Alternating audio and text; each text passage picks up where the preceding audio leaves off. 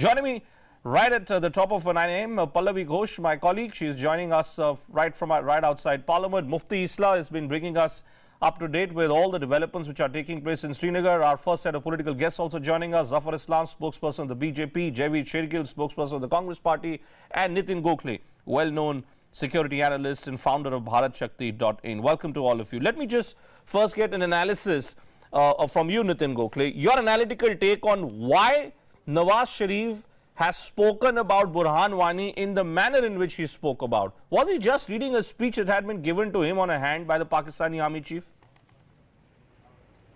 Well, that could be one conclusion.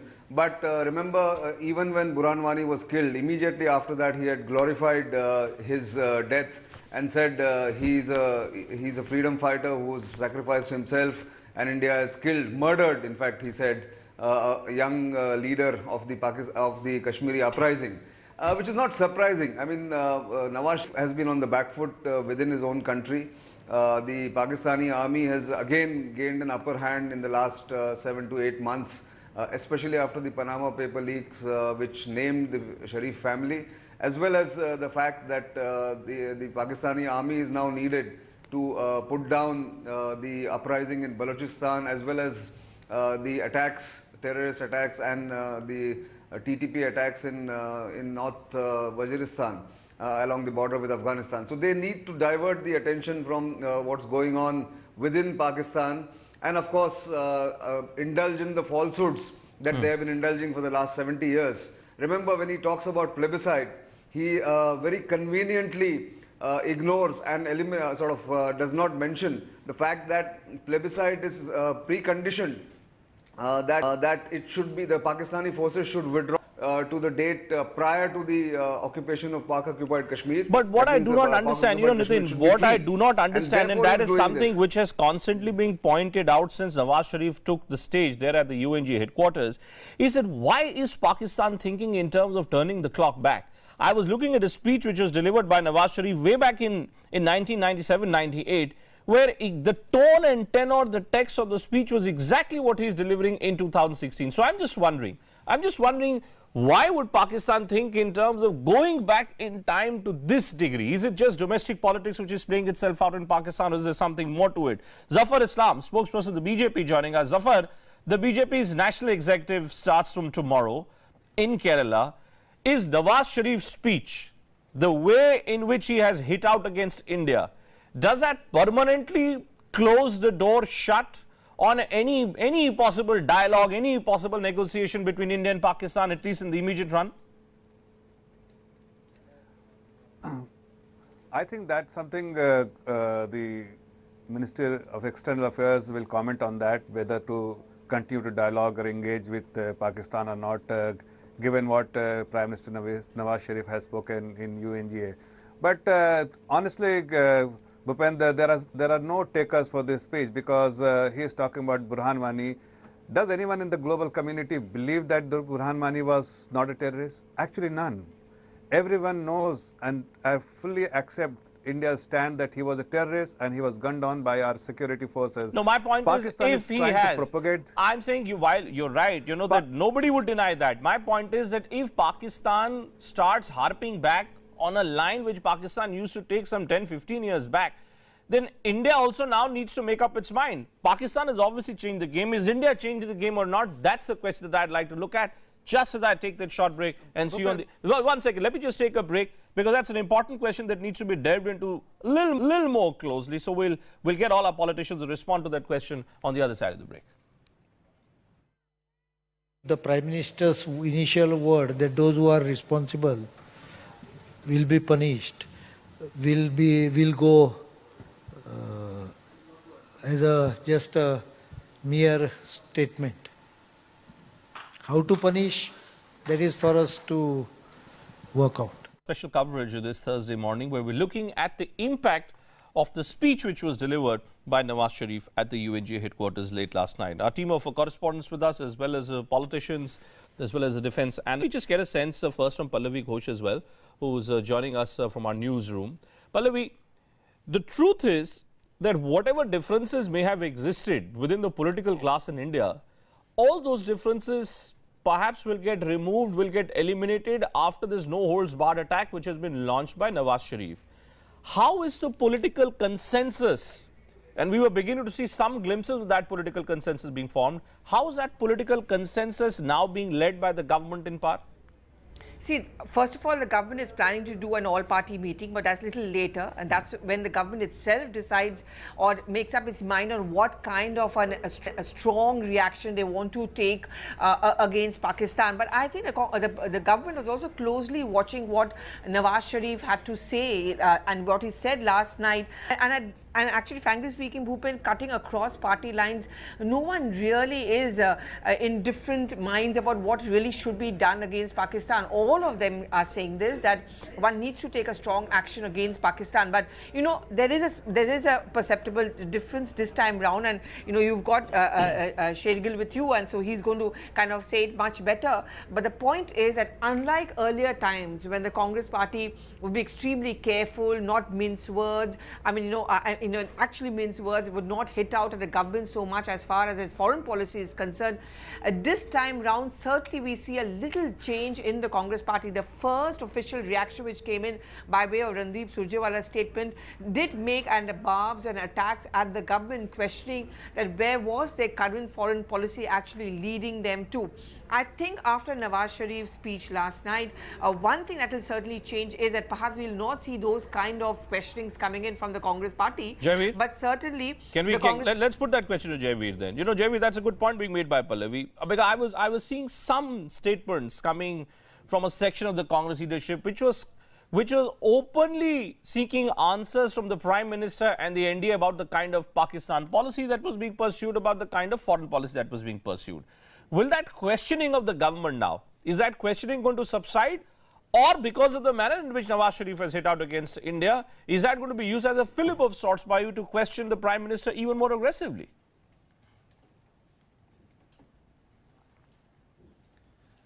Bhupenji, firstly, I think we made it amply clear that Congress stands with the present government as far as its fight against Pakistan is concerned and terrorism is concerned.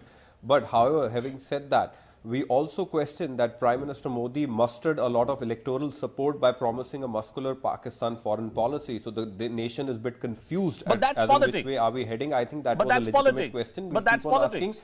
But that's politics, Jaiveer. That's what I'm saying. That's what I'm saying. That are you still going to pursue that path of political confrontation? No. I won't, Bhupenji, term it as a political confrontation. All we demand is government tells us what is the clear and a consistent policy, and we will stand with them shoulder to shoulder. I think that's a fair demand. That's not a confrontation. That's seeking clarity over what is the way forward. Number one. Number two, I think you put a very pertinent question, how the rules of game will change with Nawaz Sharif's statement. We need to dwell on that. Going forward, China is claiming, or Pakistan is claiming, that China is saying we will support Pakistan by name on all international forums. Now, are we taking China on our side, or are we putting more pressure than mere paper condemnation? Now, we need to realize and call spade a spade by saying pure diplomatic condemnation Pakistan is immune to. We need to extend this condemnation, tie it up with economic sanctions to really reap some fruits and benefits. This internationalization of Kashmir issue to cover up its terror export is a failed strategy, and we need to explain that better to our international partners and to put them pressure and cut the oxygen economic lifeline which they supply to Pakistan and even US. Right. They have the National Defense Authorization Bill sanctioning $800 million. So that has to go. We have to think about CPEC, which is promising $46 billion. Let's take that to Zafar Islam. Zafar, you know, again, I'm pointing out that the BJP National Executive is taking place in Kerala, and it's interesting that this National Executive is taking place at a time when India and Pakistan are engaged in this bitter war of words. Usually we see that there is a resolution on foreign policy which is passed. In this resolution on foreign policy, are we going to get some kind of clarity as to how India intends to deal with Pakistan, let's say, over the next 6 months to a year? Bhupen, see, senior leadership definitely will discuss about the India-Pakistan issue, the ongoing Kashmir issue, as well as the speech of Nawaz Sharif in UNGA. But let me tell you very clearly, the policy adopted by our government and the Honorable Prime Minister tirelessly working with the global community has actually given us the fruit. Yesterday, Pakistan's Prime Minister was looking very, very nervous. Pakistan stand exposed. There was a desperate attempt to talk about Burhan Wani because they have absolutely nothing to talk. And in the process, they have actually exposed that they have no support base within the global community. India is definitely getting a lot of support from the global community, be it more particularly about from the allies which Pakistan had, their partners, earlier partners, strong partners. They have condemned the Uri attack. They showed that they are with India and no more with Pakistan, and that has clearly troubled Pakistan and the leadership of Pakistan and the army of Pakistan, because there are no takers for Pakistan in the global community, and we will continue our efforts in this direction to isolate Pakistan in the global community, both economically as well as what is that politically. effort? What is that effort? My attempt right through our coverage over these last 4 days has been to figure out how is India going to change the rules of the game? How is India going to change the rules of engagement? Because Pakistan clearly has decided to move away from a policy which it was holding on to as early as January 2016. After all, look at it this way. I'm getting a lot of questions on my Twitter feed. A lot of people asking that what's changed between January and August. Let me give you a bit of context. Do you remember that in January when the Pathankot incident happened, the Pakistani Prime Minister actually picked up the phone and spoke to the Indian Prime Minister?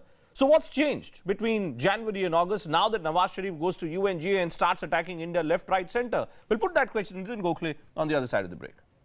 Well, as I'm looking at this, the international community also has started to respond to the statements which have been made by the Pakistani Prime Minister Nawaz Sharif yesterday.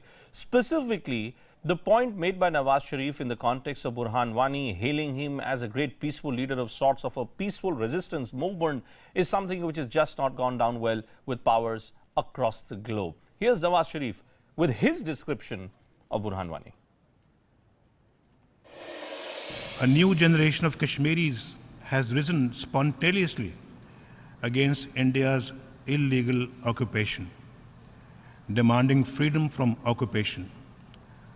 Burhan Wani, the young leader murdered by Indian forces, has emerged as a symbol of the latest Kashmiri Intifada, a popular and peaceful freedom movement led by Kashmiris, young and old, men and women, armed only with an undying faith in the legitimacy of their cause and a hunger for freedom in their hearts.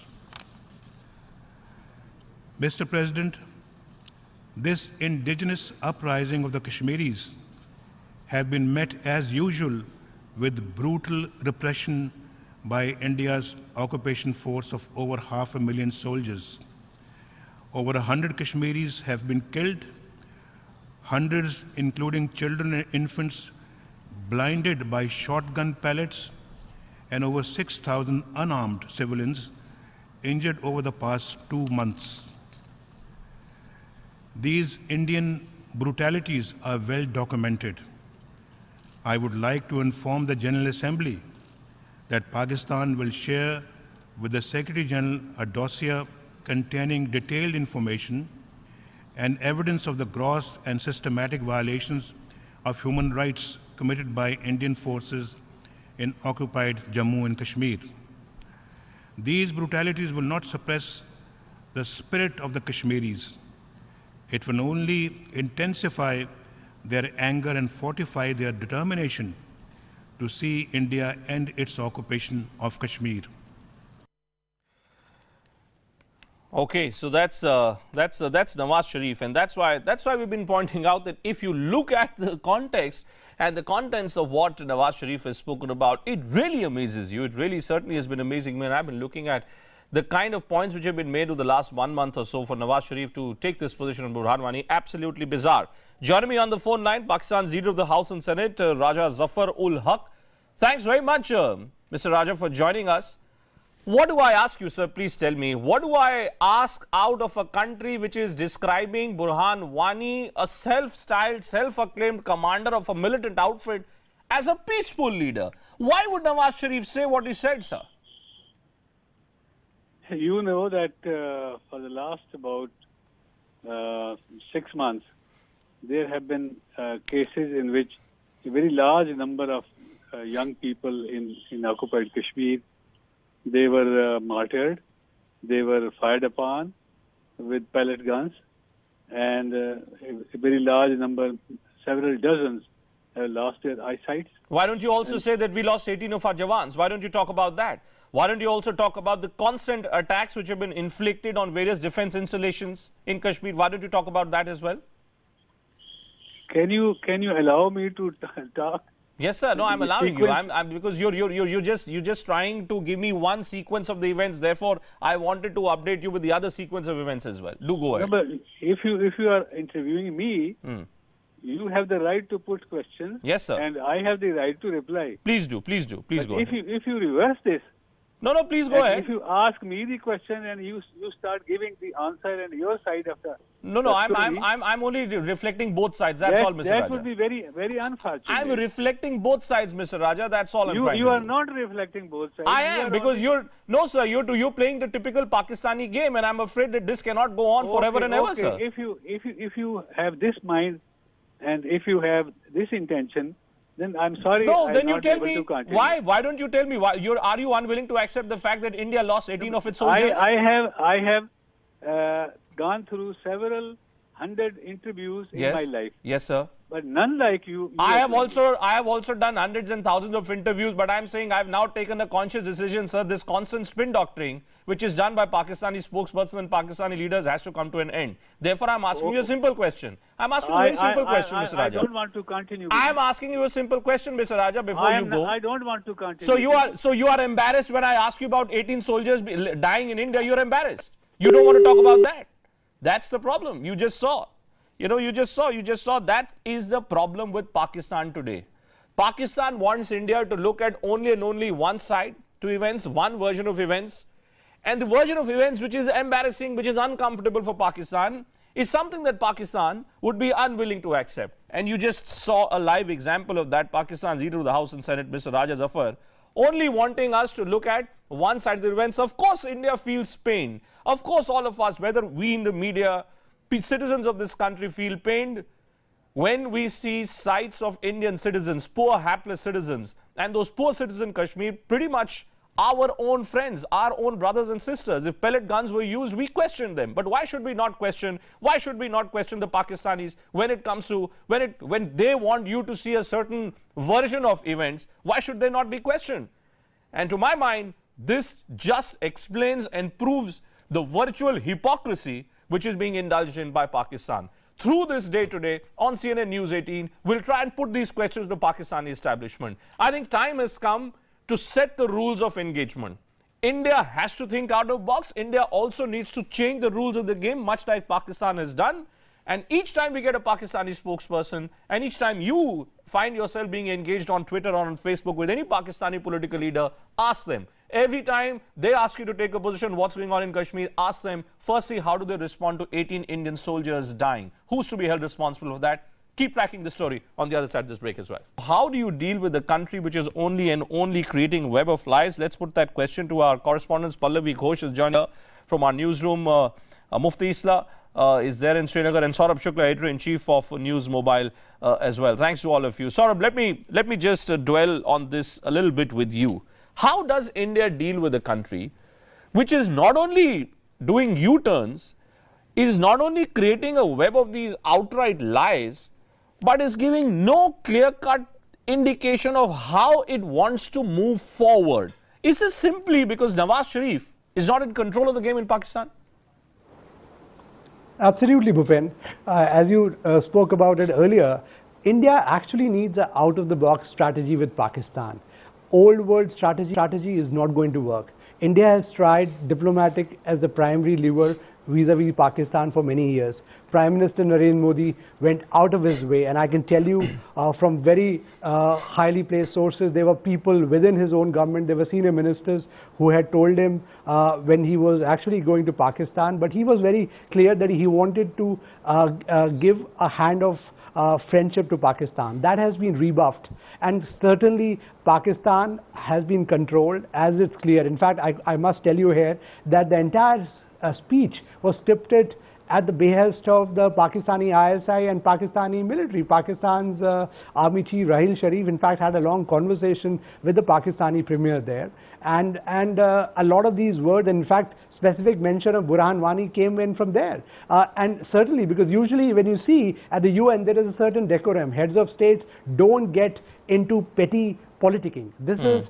petty politicking to its worst. And here is a man who claims that Pakistan is a victim of terror, and he talks about a terrorist. You know, this is bizarre. Clearly, you know, if this was scripted by Pakistani diplomats, they would have advised Nawaz Sharif not to indulge and name Burhan Wani, someone like Burhan Wani, who's a proven terrorist, in the speech. But certainly it has been done at the behest of the army and the ISI. I can also tell you that this Uri attack was scripted at their behest. They had planned this attack in a camp which is now housing both Jaish-e-Mohammed and Lashkar-e-Toiba. It was a joint operation, and the intelligence was provided to the last mile by the ISI. This is, in fact, is going to be part of India's dossier, which is going to go to international community. Coming back to what you were asking earlier, India needs diplomacy for a layering approach. You cannot have diplomacy running your Pakistan policy as a primary tool. You have to have other levers. Today, people of India, as you were reflecting their opinion as well, today they want the government to develop a spine, have a strident approach towards Pakistan, to make sure that these terror swamps that are there in Pakistan, which are killing innocent Indians, our brave men are dying every day. Families, you know, are getting orphaned.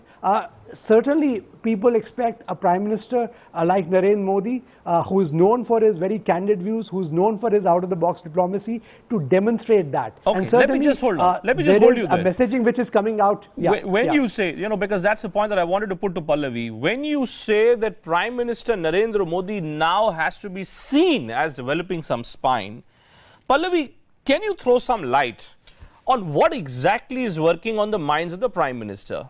He has gone into a series of meetings with his top ministers. Yesterday, Amit Shah also had a meeting with him. Nitin Gadkari, Arun Jaitley, the entire sort of top brass of the BJP was in a huddle at 7 Racecourse Road, now Lok Nayak Road. What exactly is the Prime Minister thinking? What are the options before the Prime Minister here?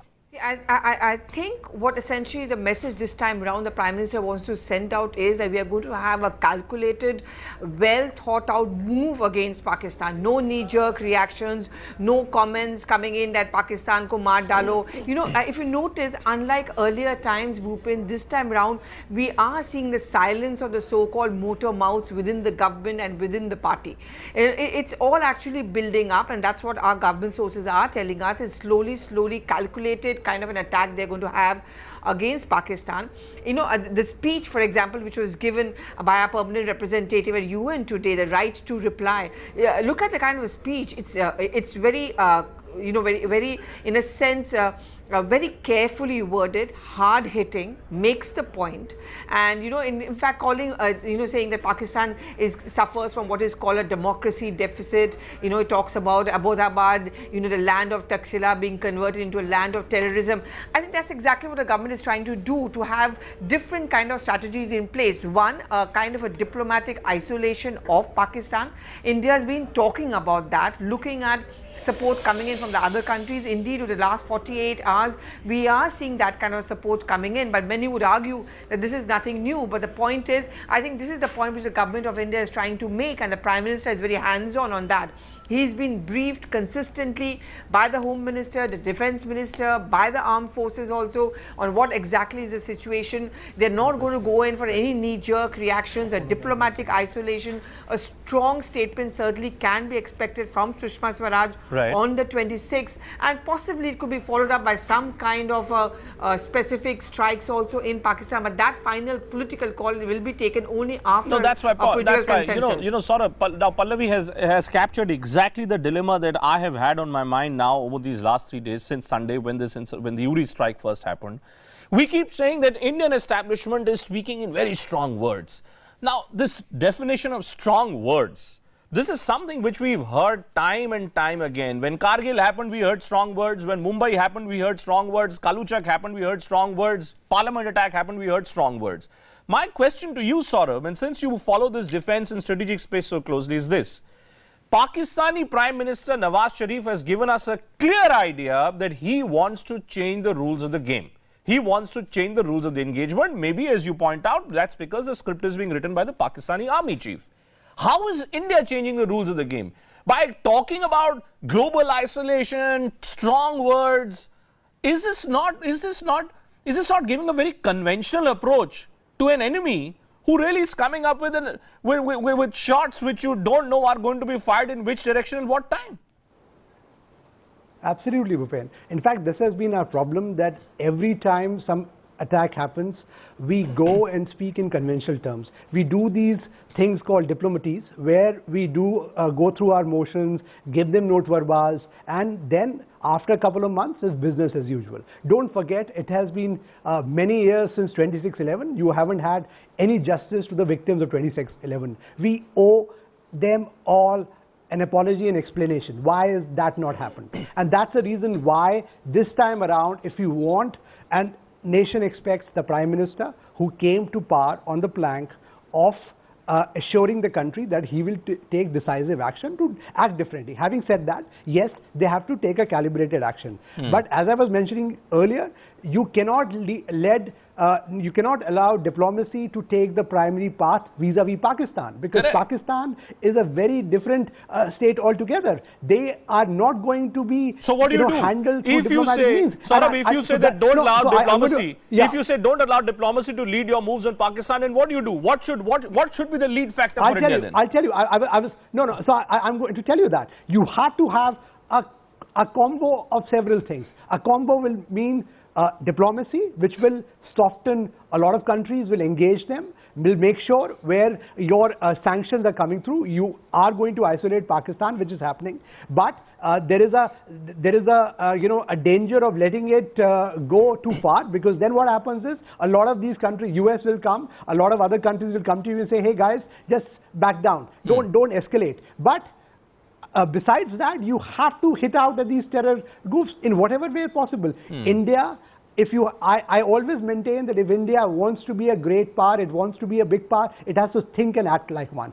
Acting like a great power is very important. You have the bandwidth, you have the wherewithal to do it. It requires political will. Yes, these things should not be discussed on television show. Yes, we are not going to let out any operational details. But you have to have an approach where these guys, the terror ayatollahs sitting in Pakistan, they get the message right there that you cannot mess around with a billion people. I think you've given you've given me a good line to take a break. Today is a peace day. Today is a peace day. Today is an international peace day. Yeah, peace day. Let's start with that. Let's send out a message. We are not against people of Pakistan. Let's use this international peace day. We are against those terror ayatollahs. We want to hit them and want to teach them a lesson. But what the line that I take from what you say, Saurabh, the line that I take from you as I go into my first break on our bulletin right now is this, that India is a great country. India is a very powerful country. And it's time that India acknowledges, admits, and convinces itself that it is indeed a great country, it is indeed a powerful country. For as long as we continue to get caught in this debate between diplomacy and brute military power, I'm afraid we're not really going to move forward in any ways. And again, I've been constantly reiterating, the time has come for India to change the rules of the game. Can you change the rules of the game by reducing the importance being attached right now to international diplomacy? Maybe give military men more might, more firepower? That's something that the Prime Minister must be thinking about. Take a break, return with lots more on the other side. Our special coverage this Thursday morning. Now, over the last hour or so, we've been trying to explain to you how Nawaz Sharif literally has made a joke of his own self and how he has created a scenario where there is a serious question mark now being posed against the state of Pakistan itself. Is Pakistan really a serious state or not? Now, a short while back, I was just trying to pursue exactly that line of questioning with a Pakistani leader of the Senate House, in fact. And when I just asked him to respond to the killing of 18 Indian soldiers in Uri, just take a look at how he was responding and then come to a conclusion in your own self. What should be done with a kind of Pakistani polity, Pakistani political ecosystem, which is simply unwilling to accept any point being made by the Indian side? What do I ask you, sir? Please tell me. What do I ask out of a country which is describing Burhan Wani, a self-styled, self-acclaimed commander of a militant outfit, as a peaceful leader? Why would Nawaz Sharif say what he said, sir? You know that for the last about 6 months, there have been cases in which a very large number of young people in occupied Kashmir, they were martyred, they were fired upon with pellet guns, and a very large number, several dozens, have lost their eyesight. Why don't you also say that we lost 18 of our Jawans? Why don't you talk about that? Why don't you also talk about the constant attacks which have been inflicted on various defense installations in Kashmir? Why don't you talk about that as well? Can you allow me to talk? Yes, sir. No, I'm allowing you. Because you're just trying to give me one sequence of the events. Therefore, I wanted to update you with the other sequence of events as well. Do go ahead. No, but if you are interviewing me, you have the right to put questions. Yes, sir. And I have the right to reply. Please do. Please do. Please go ahead. If you reverse this. No, please go ahead. If you ask me the question and you start giving the answer and your side of the No, I'm only reflecting both sides. That's all, Mr. Raja. That would be very, very unfortunate. I'm reflecting both sides, Mr. Raja. That's all I'm trying to do. You are not reflecting both sides. I am, because no, sir, you're playing the typical Pakistani game, and I'm afraid that this cannot go on forever and ever, sir. If you have this mind and if you have this intention, then I'm sorry. No, then you tell me why. Why don't you tell me why? Are you unwilling to accept the fact that India lost 18 of its soldiers? I have gone through several hundred interviews in my life. Yes, sir. But none like you. I have also done hundreds and thousands of interviews, but I'm saying I've now taken a conscious decision, sir. This constant spin doctoring, which is done by Pakistani spokesperson and Pakistani leaders, has to come to an end. Therefore, I'm asking you a simple question. I'm asking you a very simple question, Mr. Raja. I don't want to continue. I'm asking you a simple question, Mr. Raja, before you go. I don't want to continue. So you are embarrassed when I ask you about 18 soldiers dying in India. You're embarrassed. You don't want to talk about that.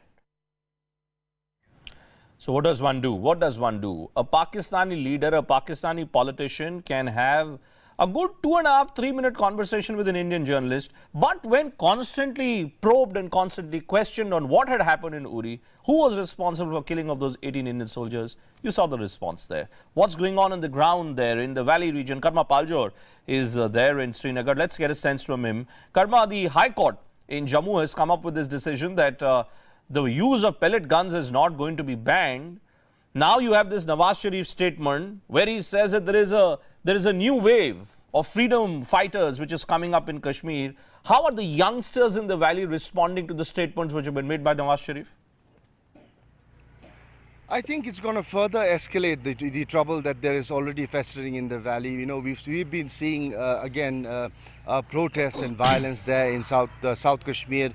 More people were injured when police, of course, tried to foil gatherings there. So this is what we are seeing on the ground. Yesterday, I was in Uri. We went to the forward areas. We went to a village called Beripura. We were heading to a village called Maiya, which is about just about 3 to 4 kilometers from the border, and we were stopped at Beripura by the army. Now this is the area where we are told that there is an active encounter on. When we talked to the villagers, they said they heard sounds of explosions, but nothing after that. We were also there, but we did not hear any exchange of fire or any explosions. Now the trouble is, Bhupen, you know, once you cross Baramulla into Uri, those areas, because of the presence of army garrisons, are said to be largely peaceful. But there's even trouble there. Yesterday, at several places, we were stopped with people coming in, even youngsters coming in and questioning why we are not presenting their side. So that is the anger which exists. There are lots of places as far as Srinagar is concerned when you are going out of the city, places like Patan, places like HMT Chowk, several areas which are the flashpoints. Every evening there's stone pelting there, the youth gather. There is a lot of anger against the establishment. I'm afraid after what Nawaz Sharif has said, this is only going to inflame things in the valley and make it even more difficult for peace to come back. Now this will be a huge challenge for the Mehbooba Mufti government right now, who are right now being seen on the ground here as only spectators, not having done much to reach out to the people of Kashmir. All right, Karma, you know, Saurabh Shukla, editor-chief of News Mobile, also with us. Saurabh, I'm looking at the ground level reportage coming there from Karma Paljor, and I'm looking at statements which are being made by senior leaders of the BJP. Let me update you what Ram Madhav is saying. Now, Ram Madhav's view cannot be taken lightly. Ram Madhav is describing Nawaz Sharif as the supreme commander of Hizbul Mujahideen, not the supreme commander of the state of Pakistan. Tell me, in this kind of a vitiated atmosphere, what kind of a role does our National Security Advisor, Mr. A.K. Doval, play?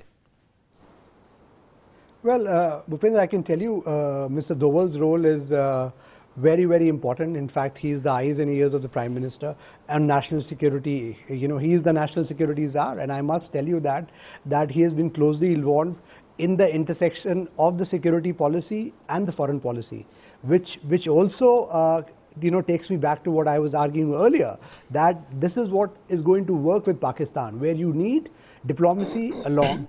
But the primary role has to be of your operational and tactical, weapons that you have. In the sense, you have a strategy, whether it's a covert operation, whether it's an overt operation against the terror camps.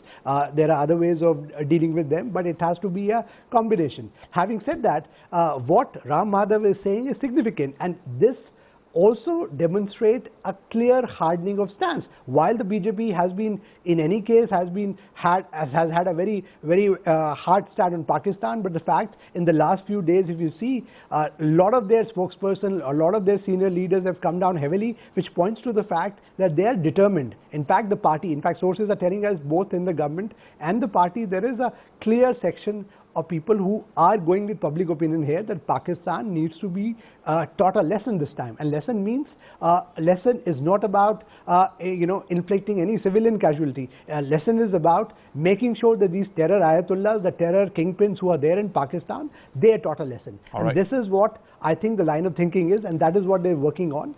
And as we speak, certainly we believe there is a certain high level deliberations on. I think Saurabh, the BJP National Executive meet, which is taking place in Kerala starting Friday, I think that National Executive meet will throw good enough light. It will give us a clear indication of how the Prime Minister, how the BJP wants to move it. Thanks so much, Saurabh. Great pleasure to have had you early this morning and getting a clear picture in terms of the options which seem to exist on the table for the Indian side.